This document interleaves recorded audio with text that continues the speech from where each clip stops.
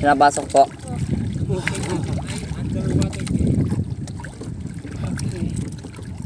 Pahinga muna kayo, akit muna pa kayo. Okay lang. Tama po, tingin kayo, nakabidyo to. Kulay white pa. Pa, ay, buhangin ng bukasin.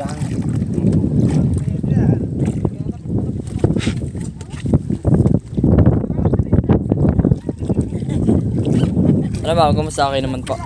Okay po. Okay po yung lalim.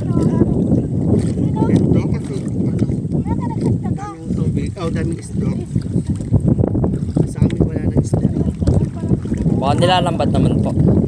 Nilalambat. Buti dito bawal na ba? Nung pandemic po, ganun. Pero ngayon mag-open po, pinagbawal na talaga. Kasi mabaka daw wala madat nga ng mga turista. Ganun.